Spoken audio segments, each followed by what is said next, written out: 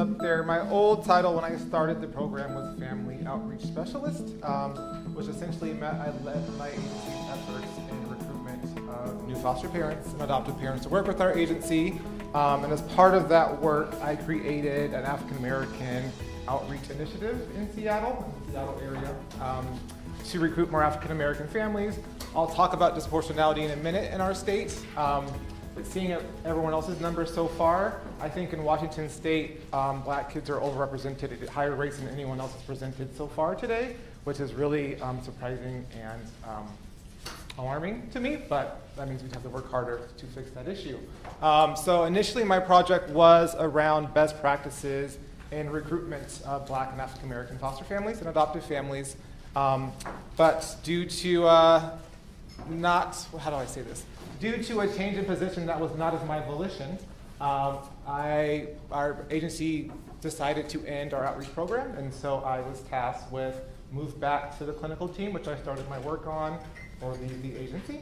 And so luckily at that time there was a supervisor position on my old team, the foster care team, so I was able to apply for that and move back to kind of the foster care team where we work directly with our foster parents and our youth in our program. So due to that change, I kind of changed my project to assessing kind of barriers for, and I intentionally sought out for Black families in the process.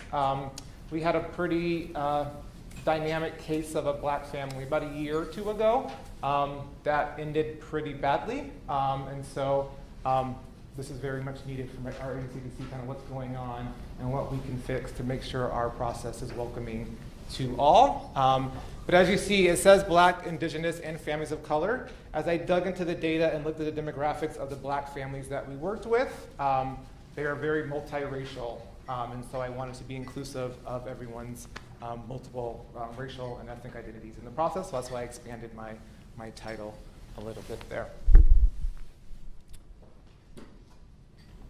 All right, so I guess I'm the only one that didn't put my big PICO on here, but my research questions that I focused on, what are the barriers, and I'm gonna say BIPOC for the rest of the time, so that's a long mouthful, experience in the process of becoming foster and or adoptive parents, and then kind of based on the barriers that I found in my research, what can agencies do to better serve these families, and a lot of it's going to be Amara specific, but I think it's very generalizable to other agencies who do the work like we all do in this room.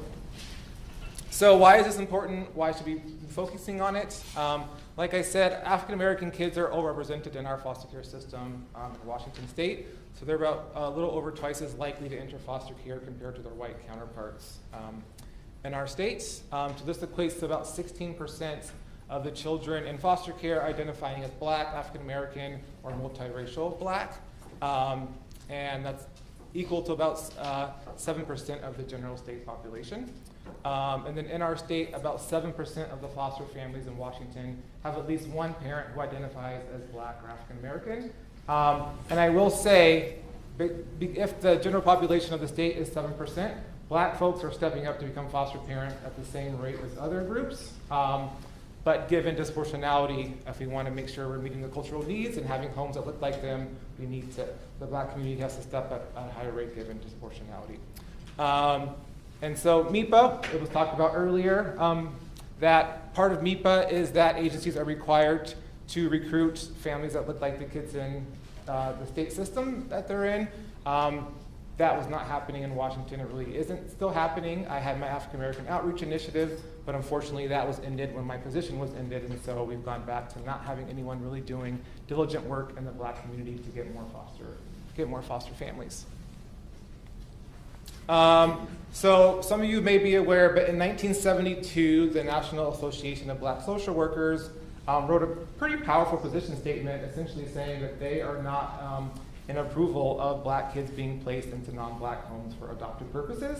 And I thought, given the historical context, it was important to talk about that today, of why I believe it's so important to have Black foster parents. And I think, so the paper, it was a reaction to the increased number of Black kids being placed into non-Black homes.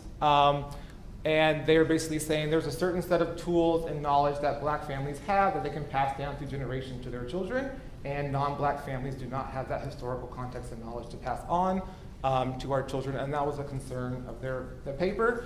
But they also said Black families can foster and adopt our own children, but the system has too many barriers in place for Black families to get through. And so the paper also called for the field of social work to change practices, amend practices to make them easier for Black families to get through the process, and especially kinship families. We know Black families have been taking care of our own without the foster care system for generations, but the formal system wasn't really recognizing that and putting too many barriers for those relatives to foster or adopt their kin, and so that was a big part of their position paper as well. And yes, this was 1972, so people can say, well, that was 40 years ago, whatever that was, but I think the current historical context is still very valid. So yes, MIPA says we cannot delay a kid's placement based on race, and I'm not saying we should do that, but I think we need to hold up the second part of MIPA to recruit families that look like the kids in care. So we know obviously that transracial families do exist, and the research shows that in order for a child to really have a positive racial identity in a transracial placement, there really needs to be a commitment by that white foster or adoptive parent to want to cultivate that identity, but that agencies and states need to give those parents the resources to do so. And I don't think that's happening across the board. I can talk about my state. I think we have a required training at our agency, and part of that is focusing just on parenting across racial and cultural lines. But I know in our state, we're the only agency that has that required training, and so I know in our state, not all families are getting that, and I would assume that's happening. It's pretty inconsistent across the nation. And then why also is important to kind of figure out what are the barriers for Black families. A lot of research has shown that that clinician-client relationship is really important. So the idea of social worker assessing my family throughout the process, if there's not trust and kind of cross-cultural communication and understanding of my culture from that social worker, that process is going to be impeded, and it's going to be a lot harder for families to get through the process and become approved for foster care and adoption. And then there's just a lot of research that has shown the child welfare system is just inherent with systemic and institutional racism, and just wasn't ever really set up to support Black families to get through the process. And so based on that, I'm assuming there are barriers, and so that's what I was seeking out to see what are those barriers, because I think based on the research, we know there's going to be barriers for Black families to get through the foster care and adoption process. So my goal is to really figure out what those barriers were. But quickly, who are we at Amara? So we are a nonprofit based out of Seattle, Washington, but we have 4 offices. So we have one in Seattle and then one in Tacoma, which is like a suburb of Seattle. And then we have 2 what's called emergency sanctuaries. So these are our King County sanctuary where Seattle is located. That one was just recently put on our Seattle property, but it's a place for kids just being removed from foster care, and they can go there any time of night, 24/7. It just really kind of eases that transition into foster care. In our state, we have a huge shortage of foster homes, so we don't have enough foster homes to take in all of the kids that are in our system. And it's really, I think, highlighted at that initial point of entry. And so we've had kids sleeping in hotel rooms, going night to night in hotel rooms, and then all day, in the state offices while the state's trying to find placement, going back to the hotel room, or going to what's called receiving care. So they may have, 4 different placements in the first 2 weeks. And we just thought, if we're going to do so much to uproot these kids' lives, the least we can do is kind of soften that trauma. And so the emergency sanctuaries attempt to do that. So it's very short term, about 3 to 5 days. We have therapeutic child care specialists on hand.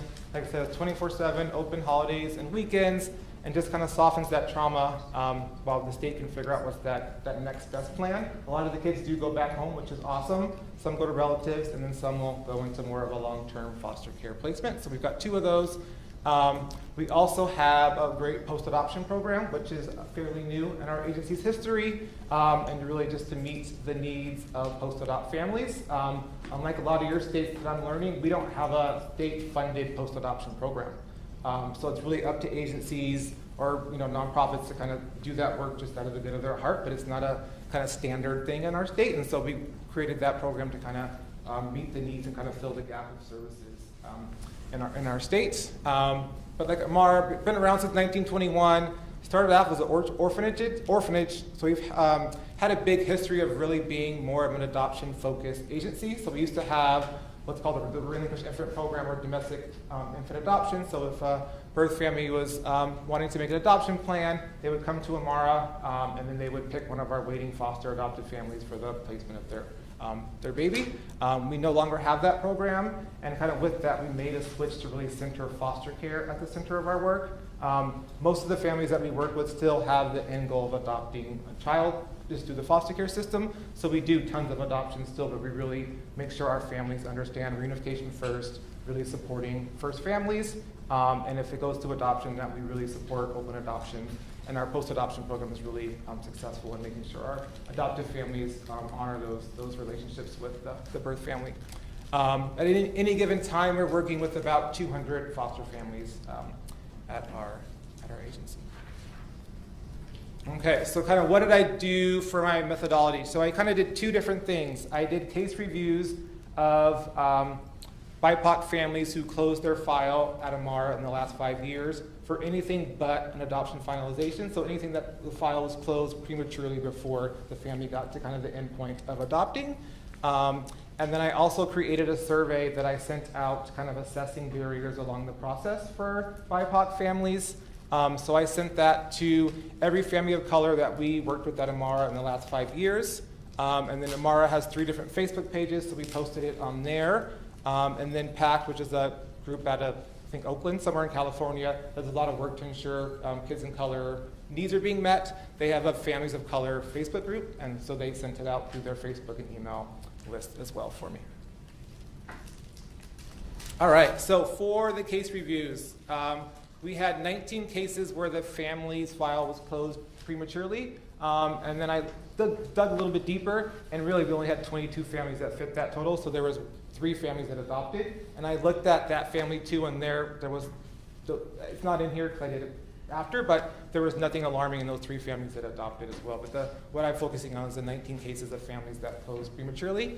And just to note, 8 of those families were working with the social worker that identified as a person of color. Demographics, though, those families, 5 were single families, 14 were married or partnered, 7 were LGBTQ families, and 12 were heterosexual. 1 was a kinship family, and 18 were what we call traditional foster care, so they had no prior relationship to the child that they were caring for.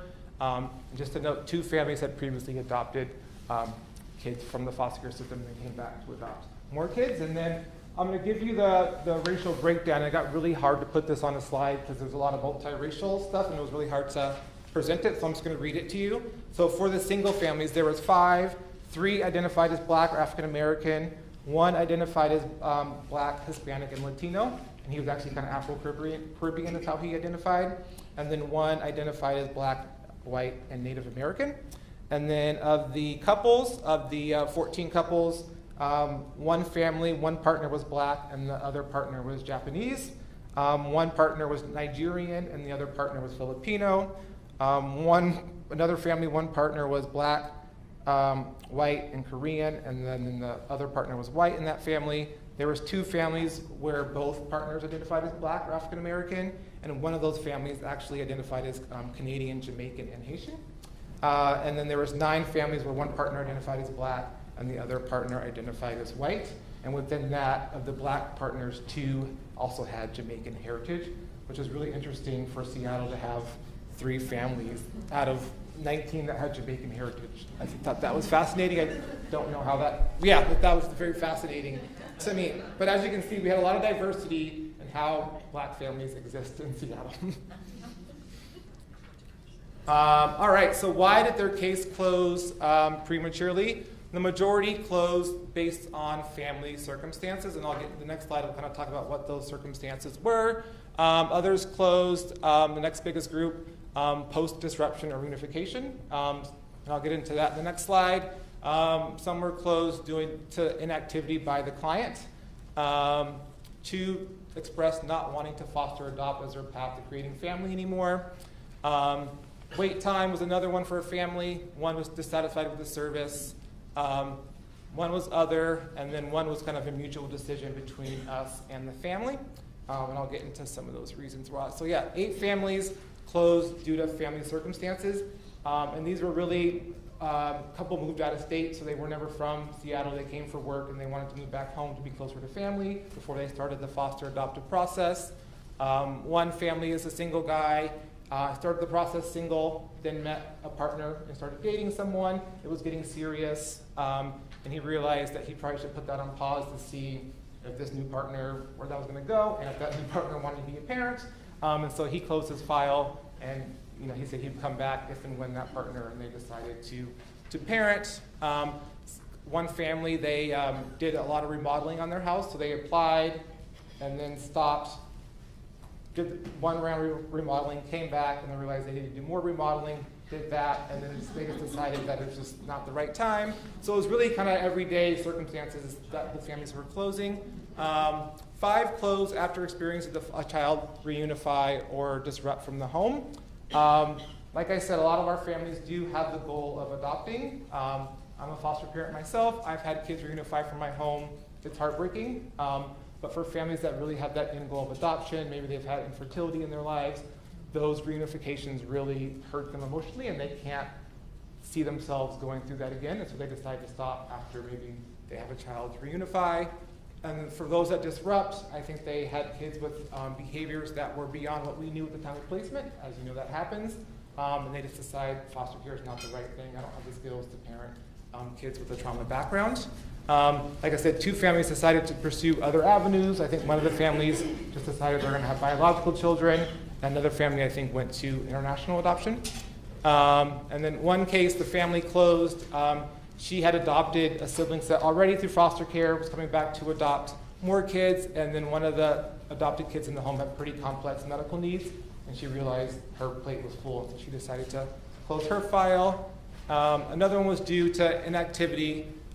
So in our state, we have the option of charging fees, which I know is, I guess, not the common across the nation. And so some of the private agencies that do foster care and adoption work have fees to work with us. We have an optional fee of $1,500. However, at the time when this family applied, it was not optional, but you could apply for like a fee waiver. And we denied their fee waiver because it had significant income. And so that's why they ended up closing or went on hold to save money, and then we kind of never heard from them again, despite kind of frequent follow-ups to kind of get them to engage again. One family was a kinship family, and she really was just getting licensed to adopt the kin placement in her home. And she started with the state, switched to us thinking it would be a quicker process, and realized that we are actually longer than the state, and she went back to the States because she just wanted to get that done and get those kids adopted. One family was actually a foster parent in another state, came to Washington, wanted to work with our agency. And as a private agency, obviously we have to follow the minimum requirements to become a foster parent, but we can have our own requirements. And one requirement that we have is that every foster parent identifies someone in their circle who gets cleared, background check to kind of be their emergency kind of go-to respite provider or caregiver. And since they were new to the state, they did not have anyone in their circle that could do that, and so they decided to switch to another agency who did not have that requirement. And then one family, they were in our program when we still had that relinquished infant program. They really wanted that infant, but they took in the foster placement, and it didn't work out. The kid reunified, they were heartbroken, so they closed. And I thought one thing they noted in their file, though, was that fostering just really didn't fit for them. The idea of co-sleeping with their kids was really how they envisioned family, and I think they had a biological child that they did that with, and they didn't like the idea that they could not co-sleep with their foster child. So discussion, I think a lot of these families close for reasons that we see all families close for, regardless of race, ethnicity. But I think there are a few things that we could definitely look at to see if there was some inequities going on in some of our policies. One was that one I talked about, requiring families to have that substitute caregiver. Is that really needed? Is there something else we can put in place for that requirement so that we know a family has support, but maybe they aren't getting someone in their circle that's going through the clearance process and doing all those things to be able to watch kids in their home. Definitely stepping up and figuring out kind of the kinship versus traditional foster care. There's different needs for those families. And so making sure our program is open to all. And then looking at our fee structure. Like I said, we now have made our fee structure optional, but maybe we need to just get rid of that fee structure completely to make our services more equitable. Limitations. So obviously, I looked at all the case notes from each Each family, obviously those case notes are written from the perspective of our staff, who are mostly white women, and so they may have not picked up on cultural issues going on with the family or why they closed. There's also limited options of what you can check for closure in our system, so those options that were there were like kind of the options you have to choose from. You can't come up with your own reason for why they closed as you tag it in our system. And then I didn't review like emails, so I could have dug really deep because our system will track every email sent to a family based on their email. So I could have looked really deep into these case reviews, and I'm sure I would have gotten more kind of nuanced information, but I didn't have the time to do that. It's really intensive. And then, yeah, like I said, because it's reported by our staff, there could have been deeper cultural issues. So the family could have said, I don't want to move forward with foster or adopt, it's not a good fit. Where really what they're thinking was, you guys did not work with my family, you did not understand my culture, so I'm leaving, but what I'm going to tell you is this. So there could be that kind of discrepancy in why families close. All right, so my survey. I actually had 20 people fill out the survey, but 2 didn't complete it, so I didn't omitted them from the sample. And then I had 1 family that identified as white who completed the survey, and it was very apparent by their answers that they felt jaded or slighted by the foster care system, or were using this as a way to like vent, which is great, but it did not fit into my data, so they're not included either. So there were 17 families that fit the requirements of being a family of color and completed it 100%. 14 were married families, 3 were single. I'll say it was only 1 person from the family completing it, but they were reporting on their family dynamic. 14 lived in Washington, 1 in New York State, 1 in North Carolina, and 1 in Florida. 4 worked with a public agency, 14 worked for a private agency, and 1 for a not-for-profit. And I will say for this survey, families could opt into every question and they could check multiple boxes. So for this one, 1 male, 9 female, that doesn't equal 17 because some people chose not to disclose their gender. And then of those individuals, 4 identified as lesbian or gay, 2 as bisexual, 1 is queer, and 7 straight. And I should say our agency has a pretty big history of working with the LGBTQ community. At any given time, about a quarter of our families identify as such. So those numbers aren't surprising to me, but maybe the folks in the room, depending on who you worked with. So who were these families? 4 were current foster parents. 1 was a former foster parent. 11 were adoptive parents through foster care. 1 was an adoptive parent through international means. And then there were 3 families who completed the survey but never completed the actual process of getting approved for foster care or adoption. Quickly, the demographics, majority of the individuals were Black or African American, 11% identified, or 12% Latinx, about 6% Hispanic, about 6% American Indian or Alaska Native, 6% Native Hawaiian or Pacific Islander, and then 6% Arab American or Chaldean ancestry. And I starred the 29.4% white because all those folks were multiracial, so that's what they were mixed. That was kind of their multiracial identity on there. So they had white, but also they were mixed with something else. That's who those folks are. All right, so I asked folks in the process, were there any barriers in the licensing process, and kind of what were they? So 50% said there was delayed timelines. Communication issues were a pretty high number. Some said no barriers, which is great. 11% reported other issues. So one family said money and language were a barrier for them in the process. Another one said there was issues with trainings and then also disorganization with the agency that they worked in. And then one reported that they had issues with the agency not understanding their cultural beliefs and values and norms. And I have some quotes that I think really highlighted that. So the first, due to disorganized agency and language barriers, training is not available in Spanish, and inexperience with immigrant foster families, timelines were delayed. So that really kind of highlights agency not being as culturally competent to work with a family with all families. This next quote I think is pretty powerful. Foster care is predominantly through a white Christian lens. As a religious minority, it was hard to have our workers understand our values and practices without it sounding inflexible or fanatical. I just think that's really powerful, and I think it ties back to some of the research I had around the foster care system was maybe not set up to work with all families equally. And that last one, I'm not sure that it was cultural, but the communication style of our licensor was a challenge for us. she didn't seem to understand or take seriously our fears and misgivings about interacting with a system that has a history of harming people of color. I can tell you from my work in the African American community around outreach, I hear this all the time. That is the biggest barrier I hear from families around becoming a foster parent. It was like, you go into my community and take out kids at such high rates. How do I know you're not going to take my biological kids if I become a foster parent and that foster kid falls down the playground like they all do and get a scrape on their knee? Now I have a CPS investigation and now you're investigating all my kids and taking all my kids away. And they had a real fear around that. Or you've taken my cousin, my neighbor. I'm not even going to touch you guys with the 10-foot pole because I just don't trust you. So then I asked if there's barriers actually once the kid was placed into the home. So about 3 families said there was trust not established with their social worker. 3 said no barriers, or they didn't get that far in the process to experience a barrier. They never got actually licensed and placed. 2 said there was lack of support from their social worker and or the agency that they worked for. 2 said that they reported difficulty in getting chosen for placement of children. And interesting, one of those families, she said she was never considered for white children, which I thought was a very interesting thing. She said as a black woman, she was only sent black kids, and she was never sent kids of other races for placement options. I thought that was really interesting. And then 1 said there was issues around cultural values and beliefs and norms, and 1 reported communication issues. So that's the quote I said. There's a double standard. White kids aren't placed with black families, which is kind of interesting. Kind of goes like the opposite of what you think, but that's interesting.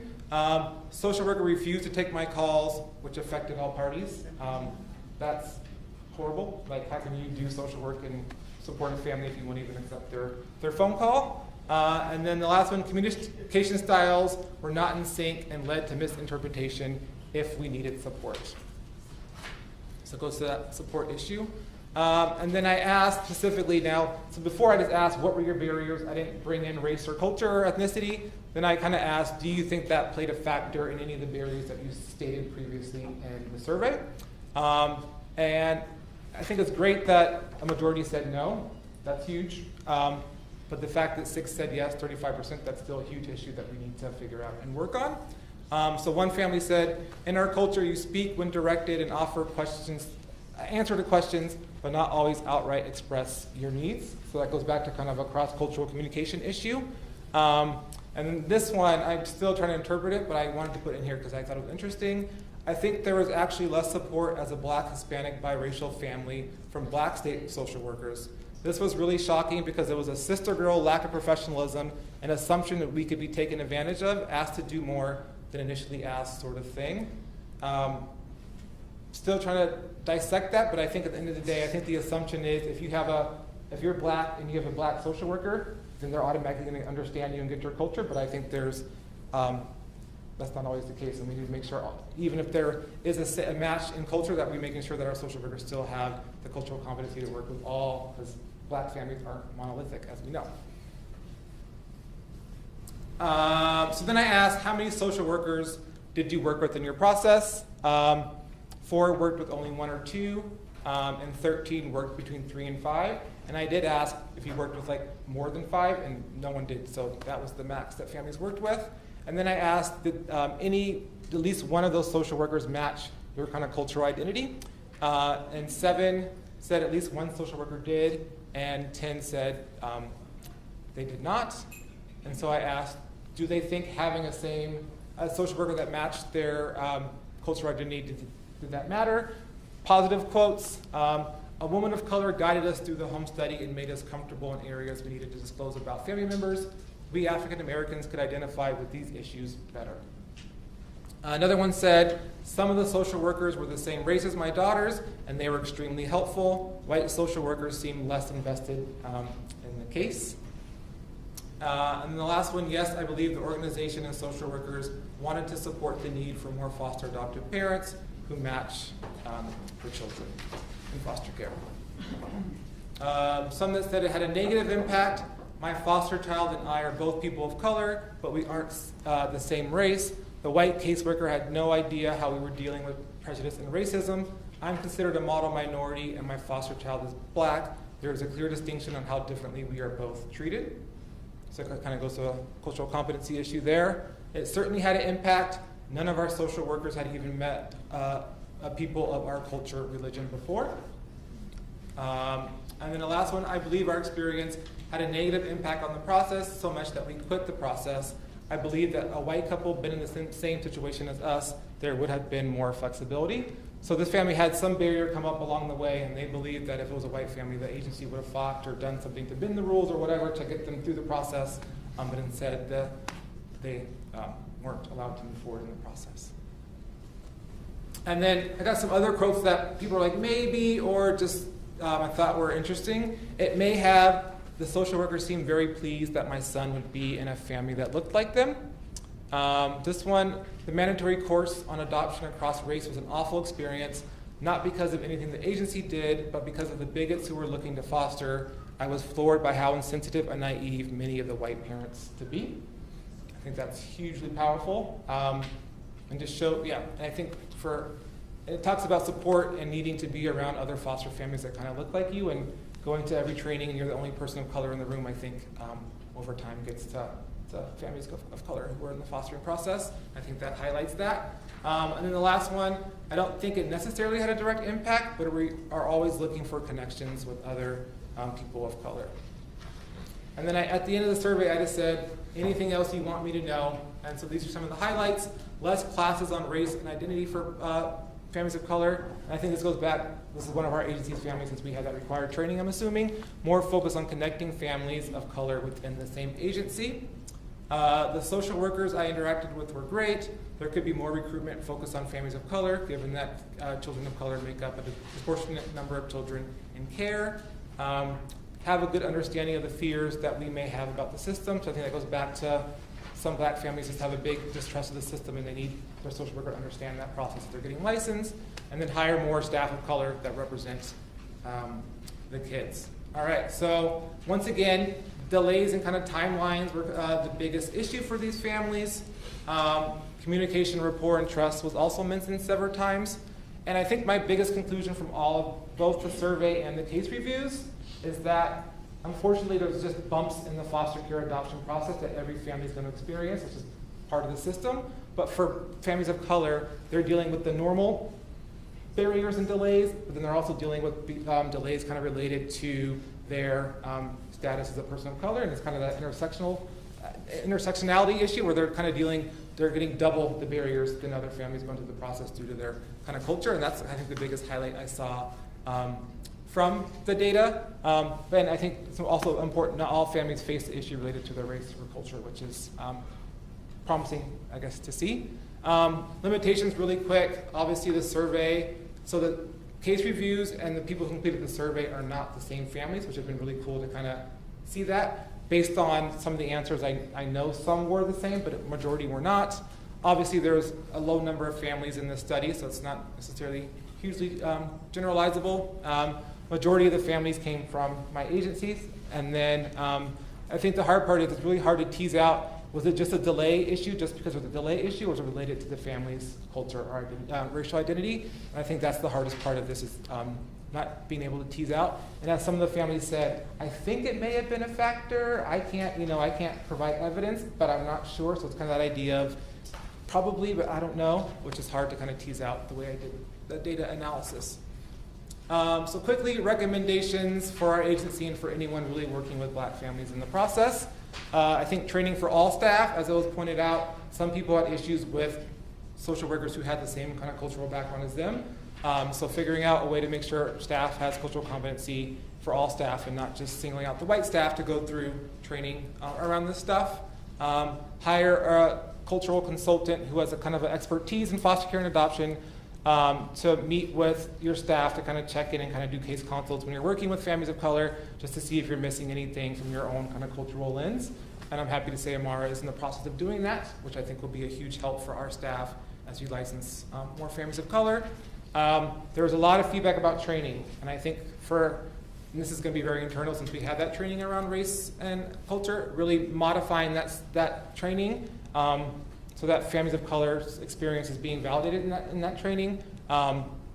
and just making it more inclusive for the families in the process.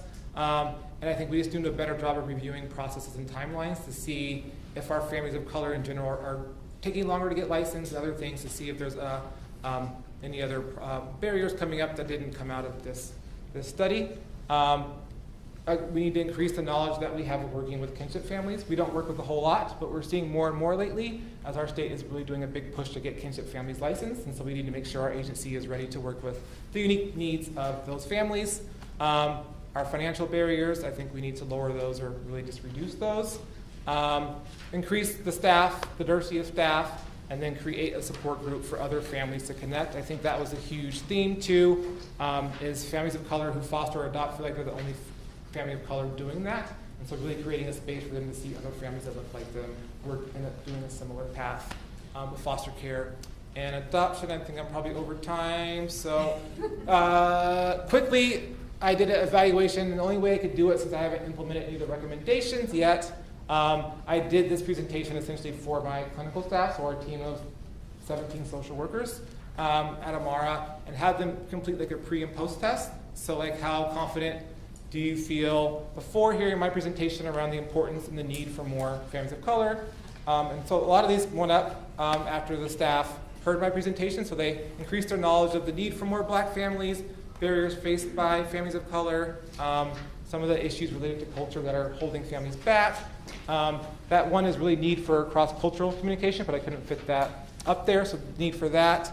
And then it's importance of really making sure you have family-specific support based on that family's culture and how they identify specifically. This one didn't move a whole lot, so it's kind of their confidence to work with families across cultural lines. This didn't move a whole lot, but I'm not surprised since they only saw my recommendations and actually nothing implemented yet. So it makes a lot of sense that these did not move a whole lot. And the pre and post test references. So I think, what did I learn in the process? So as I stated, I had a job switch in the middle that was not of my doing. And I think as far as managing up, I feel like had I known about managing up like a year and a half ago, I probably could have saved my position because I got to have my old supervisor. I could have given her the tools to talk about what the importance of my work to our executive director, who ultimately decided my work was not needed. And so I think he didn't understand what I did. And so if I would have managed up a little bit better with my old supervisor, I think I could have maybe shown that a little bit better to him and to senior leadership at my agency. So I just love that phrase. I'm going to be using that all the time moving forward. The idea of managing up. And then for me, I have never been a supervisor. So like during this process to learn about transformational leadership at the same time becoming a supervisor for the first time, I'm able to implement things I'm learning like hands-on, like in the moment, and kind of helping me craft what my supervisory style is going to look like as I gain my skills as being a supervisor. So thank you.